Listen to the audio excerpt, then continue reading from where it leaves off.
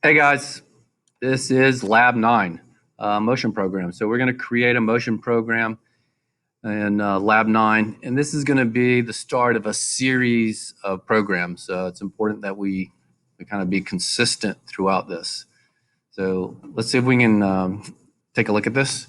In this program, in this lab, we're asked to create a box. So we're going to create a box.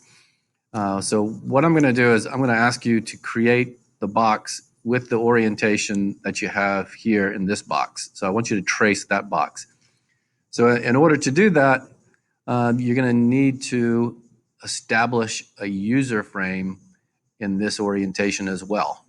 So in your lab 8, you will have created a user frame. That user frame should match this box so that when you're in user jog mode and you move in the X direction, then it moves along the axis of the box. All right, so let's go ahead and see if we can create this this program for a box. So I'm going to start at the home position, and I am going to hit the select button. The select button gets you into the file screen. So this is where all of your program files are stored. So this will be your teach-pendant files, your macros, PC files, all of those files. So we're gonna go ahead and hit create, and we're gonna start our program name, and all of our program names are gonna have the same beginning. That's because I want them to be stored in the same location. So it's not that important for the purposes of RoboGuide, but when we get on the physical computers, then it gets really tough for me to find all of your programs, unless you put your initials first. So we're going to start it by, and I didn't want to do that. I want to go uppercase, and I'm going to start it with NC, and then box, BOX.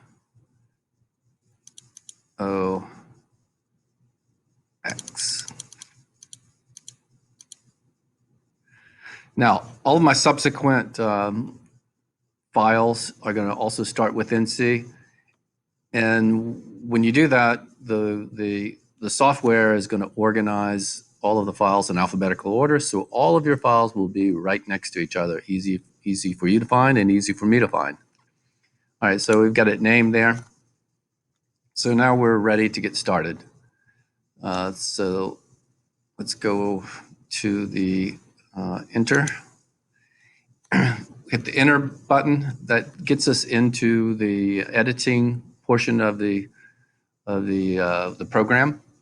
And from this point, we're just going to begin entering points. So programming programming a Fanica bot is all about programming points, right? Getting points and then coding those points, so those motion instructions, so that the robot moves in a manner that you specify. So this is our home position. This is going to be our starting point for virtually all of our programs. And in order to record this, we simply hit Shift and point, and that records it. So that's going to record it. And now we move to our next point. So when we're moving the robot, we can hit Shift. We'll have to hit Shift when we're in the in our regular bot, our physical bot. Of course, in our virtual bot, we don't actually have to hit Shift. We can just click on one of the axes or one of the commands, and it will move. So let's go ahead and move to that first point. Our first point is going to be at the corner of the box. Now, when we're moving off of a deck, when we're moving off of a surface, we always want to approach that surface from above. So our next point is actually going to be an approach point. So we're going to take an approach point. This box is not always going to be, and your starting point is not always going to be almost directly under your tool center point. In this case, it's pretty darn close, but because I want to start developing good habits, we're going to move this in a manner so that the box could be anywhere. And if the box were farther away, then what we would want to do was we would want to move that tool center point nearby and over that first point, because when we get very close to a surface in programming, we only want to move in one direction. We want to move in the Z direction, and that's the way we approach the final point, or the final proximity of the surface. All right, so let's go ahead and do that. So we're going to shift to user functions, to a user, and we are also going to make sure that we choose the user frame that we programmed. So if I hit shift and coordinate, I programmed it as user frame number 1. That's this box right here. So now I can move along this box very easily. If I choose my user frame 1 and I move to user jog, now you're going to understand the beauty of these jog frames. So now when I begin to move, instead of X going straight away here, straight out from the robot, the X is going to move in this direction.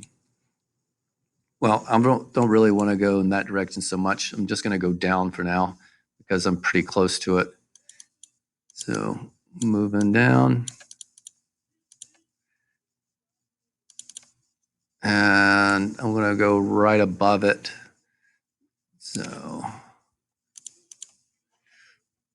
it looks like it's right above it. That's right above it. All right, so that's my next point. So that's an approach point. I want to get closer to the box to draw the box, but now I've just gone to a point above. And this is something that all of you who have had sim will recognize. We always move the robot when we begin to touch points close to a surface. We only move in one direction. We only move in the Z direction. So now I'm going to bring it on down. I'm going to record this point, shift point. I can also just hit point, and now without the shift, that allows me to select from a list of options on points. So the option that I think we're supposed to be using right now just happens to be option 1. So I can go ahead and enter that. And there is point 1. So that's point 1. Now I'm just going to move in the Z direction only because I want to, because I'm going to get very close to the surface of this.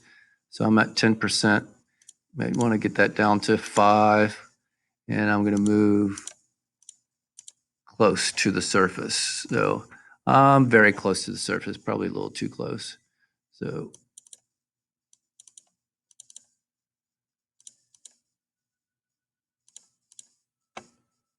sorry, I was moving in the Z, wrong Z.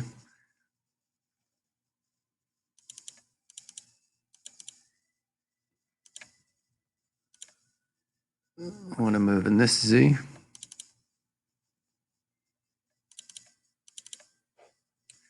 All right, there we go. All right, so now I'm pretty close to where I want to be, close enough. I don't want to crash the end effector on something. So now shift and point, that puts me at my starting point. And now I'm going to move along the x-axis in the positive direction until I get to the edge, the corner of this box. So I'm going to give myself a view that will allow me to do that, to see when it's there. So we move along the user-defined U-frame number 1 x-axis until I get to the very corner, and then I stop it and shift and point, and I'm good.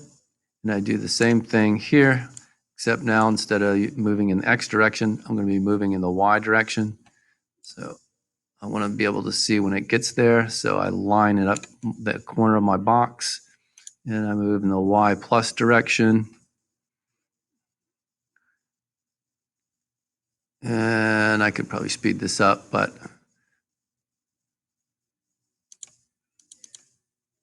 that's pretty close. So now I'm at that corner. So shift and point. There we go. I'm good. And now I'm back in the X direction. So it's negative. And I want to see when it gets there. So I'm going to line it up so I can see when it gets there. Overshot it a little bit. There we go. Shift, point, enter, and back home. That's going to be in the Y negative. So we move along the Y negative, along that edge, using the Y negative that we've defined from our user frame 1 or 2. It just depends on whatever user frame you used. I would suggest you use user frame 1. So now we're at our last point. So we're going to say shift point again. And now we've actually defined the point 2 already, and we've defined point 1 as well. So we need 2 more points. We've finished drawing our box, but now we want to come straight up off the deck. We don't want to go off in any other direction than straight up, because we might collide with something that's part of the equipment. Well, we don't actually have to define these points again. We can define these points. These points have already been defined. So 2 is the approach point that we established, and 1 is our home position. So all I have to do is just hit point again and again, and now I can come in here and modify these points. I can change the 8 to a 2, and I can change the 9 to a 1. And now this 1 is going to be the same as this 1. This 2 is the same as this 2. So now it just goes in reverse. And now we're ready to test our program. So we've created the program, and now we're ready to test it. So everything is saved as you move through this. When you're testing your program, you always want to test it in step mode. So we're going to place it in step mode, and then we're going to hit shift and forward. There's our home position. We hit forward again. That moves to our approach point. One more time, it's right on top of the deck. And forward. That gets us to our first point corner. Next one, next one, next one. And then our approach point and back home. So looks good. We'll play with the different types of instructions later. Very good. Good luck. Thanks.